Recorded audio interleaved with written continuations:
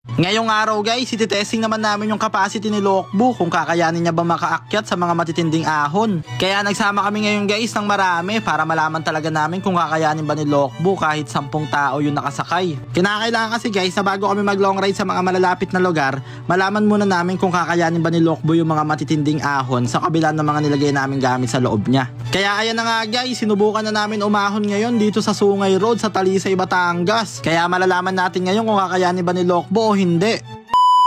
What's up sa inyo mga itik? Ngayong madaling araw guys, dahil natapos na nga pala namin gawin si Lokbu, ay susubukan naman namin ngayon kung kakayanin pa rin ba ni Lokbu yung mga matitinding ahon sa kabila ng mga nilagay namin mga gamit sa kanya. Kaya for today's video guys, gumawa tayo ng social experiment. Bali nagsama nga pala kami ngayon ng marami. Bali 10 nga pala kaming katao dito sa loob guys para malaman talaga kung kakayanin ni Lokbu. Kasama nga pala natin ngayon si Kuya Berto, nakasama namin gumawa, si Plantito Mer, si Baron, si Kuya, ako, si Lester 023, si Rolando, si Lorendo na kapatid ni Baron, at ang bunsong kapatid namin na mahiyain na si Juban, at si Ace Philip Asis na sumalaksak na parang mantis. At ayun na nga guys, tamang movie marathon nga lang pala muna kami ngayon dito guys habang bumabiyahe. Grabe, sobrang saya guys, tamang night ride lang sa gabi. Grabe, sobrang sarap sa feeling guys, samantalang dati tuwing umaga lang kami nakakapag night ride. Pero ngayon guys, anytime, kahit tanghaling tapat, pwede na tayo mag night ride. At ayun na nga guys, bali nag stop over nga pala muna kami ngayon dito sa Gedli para huminto. Bali magpapagasolina nga pala muna kami ngayon ng diesel. Syempre kalahating kilong diesel lang muna nilagay namin guys dahil malapit lang naman. At ayun na nga guys, nandito na nga pala kami ngayon at pababa na kami sa Talisay, pero dahil matindi yung palusong dyan guys, ay nag stop over muna kami dito sa Gedli para i-check yung mga ilalim natin, yung mga gulong, yung preno, para sa ating safety. At ayan, napakarami pa nga pala natin dito mga kaitik guys. Hindi po, pasok lang boss. Ano, room tour? Sige po, pasok. Okay lang, pasok. Okay lang. Opo, pwede po. Thank you. At ayun guys, sama picture muna tayo kasama ang mga kaitik at nag-stop over muna kami dito sa Gedli dahil bumili ng mineral water para meron kaming mapu-food trip. Uy, may nagdo-doorbell. May nagdo-doorbell. Yun eh. At ayun na nga guys, after that ay dumiretso na nga pala kami ngayon dito. Bumaba na kami ngayon papuntang Talisay, Batangas. Bali ang dadaanan nga pala namin ay Sungay Road. Sa mga hindi nga pala nakaalam guys, etong Sungay Road nga pala ay medyo matindi ang paahon dito or yung palusong. Kung umaga ka nga pupunta dito guys, ay talaga nga naman makikita mo dito yung napakagandang tanawin. Makikita mo dito yung tanawin ng Taal Lake, Taal Volcano, at pagbaba mo nga dito galing kang Tagaytay ay nasa Talisay, Batangas ka na. Napakarami nga rin mga namamasyal dito upang makita nila ang isang napakagandang tanawin. Pero alam nyo ba na ang Sungay Road ay pinangalan ng Sungay Road dahil Sungay Road ang naisip na ipangalan dito. O diba, may natutunan na naman kayo. At ayun na nga guys, maya lang nakababa na nga pala tayo at nandito na tayo ngayon sa Talisay, Batangas. Bali mag-U-turn naman kami ngayon guys at aahon naman kami ngayon pabalik para malaman na talaga natin kung kakayanin nga ba ni Lokbu. Yan, so ayun na nga guys, aahon na tayo ngayon sa Sungay. Isa sa pinakamataas na daan dito pag galing Talisay, pangat ng Tagaytay. Testingin natin kung makakaahon to si Lokbu bago natin siya isabak sa North Loop. Ito nga pala yung temperature natin guys, yan, normal temperature niya yan. Titingnan natin kung hanggang sa nakaabot niya mamaya pag paangat natin dun sa ano, sa pangalan ng ano na yun? Sa Sungay. Sa Sungay yan, Sungay Road. Tagaytay pataas. Okay. Yo, Roger. Malapit na tayo paakyat na Sungay, Roger. Copy. Yan, medyo malapit na tayo. Okay, Roger. Copy. Ay, bata dyan, tumatakbo. Wala natakbo. Hinto mo ko. Sige, diretso lang. Sige, sa may ilaw na yan, sa kanto, paglagpas mo dyan, malapit na tayo. Sige, copy, Roger.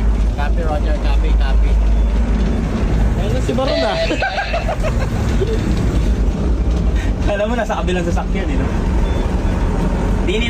Okay, copy, Roger. Kando na yan. Abisado kasi ito ni Baron guys eh, dahil dito si Baron nakatira eh. Dito siya nadaan lagi.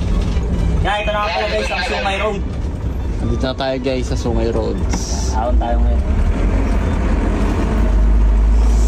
Kaya. Ingatan na ba?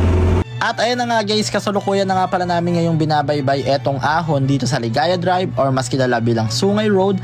At talaga nga naman naghahalong kaba, takot, scared, happiness, pagmamahal ang nararamdaman namin habang ito ay aming binabaybay. dahil meron dito makikita natin dito may mga part na naglandslide na nakakakaba at nagdudulot sa atin ng takot at talaga nga namang paahon dito at tamang kwento lang ako sa inyo dahil kinakabahan ako. Ganoon naman talaga pag kinakabahan guys, tamang kwento ka lang, ayun ang pampatanggal ng kaba. At maya maya lang guys, ayan nakikita na natin ngayon ang mga city lights dito at malalaman natin na napakataas na talaga natin. Pero eto, wala pa tayo sa kalagitnaan na yata tayo, pero eto may mga matitinding ahon pa rin na dadaanan natin dito. At kung makikita nyo naman guys, grabe yung kurbada dito, bukod sa pataas siya ay talaga nga namang napakatarik at kurbada. Ngunit subalit datapwat, sumatotal kung ating mamarapatin ay makikita naman natin na kayang-kaya naman ni Lokbu ang mga matitinding paangat dito. May makikita pa nga tayo ditong parte ng kalsada na talaga nga namang nagiging masikip na dahil sa mga nakaharang na mga putik sa gilid ng kalsada. Pero eto nga pala ang temperature ni Lokbu at nasa letter C pa siya malapit. Sa mga hindi nakakaalam kung ano ang ibig sabihin ng letter C, ang letter C ay ibig sabihin ay carry. Ibig sabihin kaya niya pa. Ang letter H naman, pag pumunta siya doon, bawal yon kasi ang H ay hindi na carry. Kaya hindi niya na kaya. Grabe, kaya yan tol. Yung iaawin natin tol. Hindi na masyadong halata sa video guys, pero napakataas niyan. Grabe, napaka-OA mo boy. Sobrang taas daw. Pero mataas-taas naman talaga siya guys. Pero hindi naman talaga siya totaling pinakamataas na parang hindi talaga kakayanin. Pero meron nagsabi sa amin guys na may mas mataas pa daw dito sa mga parteng Baguio. Pero sana guys kung mapadaan man tayo doon ay kayanin sana ni Lokbu. At sana kayanan din ni Lokbu guys yung mga matitinding ahon kapag nag-north loop tayo. Bala kasi namin guys na mag-north loop sa North Caloocan. Pero kung hindi man kayanin, kahit north loop na nasa SLEX. At ayun na nga guys, sa wakas kinaya ni Lokbu guys. Grabe, baka Lokbu yan. Kinaya ang Sungay tol. Sa lahat ng nakakaalam ng Sungay Road, alam nila kung gaano kataas yan, kung gaano katarik. Oh, salamat sa Diyos. Salamat sa Diyos, may napatunayan si Lokbu kahit papaano. Kaya ni Lokbu guys. So meron tayong tawag dun kaya yung achievements ni Lokbu yan guys. Kaya ngayon yung reward natin is maglulomi na tayo. Maglulomi na tayo. Champi, narinig ko ba yan idol? Maglulomi tayo mga idol. Alis, kinaya niya yung Sungay. Solid pre. At ayun na nga guys, tamang chillin lang dito si Baron, tamang sleepwell lang sa Gedli. Akala niya siguro na panaginipan niya lang yung mga nangyari. Pero totoo guys, at kinaya nga ni Lokbu. Kaya eto ang reward namin. Magpo-food trip kami ngayon ng napakasarap na lomi dito sa Tagaytay. Ayun si Baron kakagising lang oh. At ayun na nga guys, magpo-food trip na kami ngayon dito ng lomi. Ayan kasama na si Plantito Mer, si Lorendo, si Kuya Berto, si Lester 023, si Ace Philip Asis at si Rolando guys. Natutulog pa dun sa loob ni Lokbu. Tamang sleepwell pa dun sa Gedli guys, nananaginip. Pero ginigising namin sila guys, ayaw pa lang gumising. Sabi nila pa take out na lang daw sila. Kasi sa mga hindi nga pala nakakaalam guys, alas 3 na to ng madaling araw. Kaya antok na talaga yung mga itik. Pero eto kami guys, gising na gising ngayon at nagpo-food trip ng napakasarap na lomi. Kaya tamang food trip na naman ng mga itik. At ayun na nga guys, after nga pala namin mag-food trip, ay uuwi na kami ngayon. Si Plantito Mer naman yung nagda-drive. At dahil nasayang na naman namin yung 8 minutes ng buhay nyo, kaya hanggang dito na lang muna. Maraming salamat sa panonood guys. I love you all.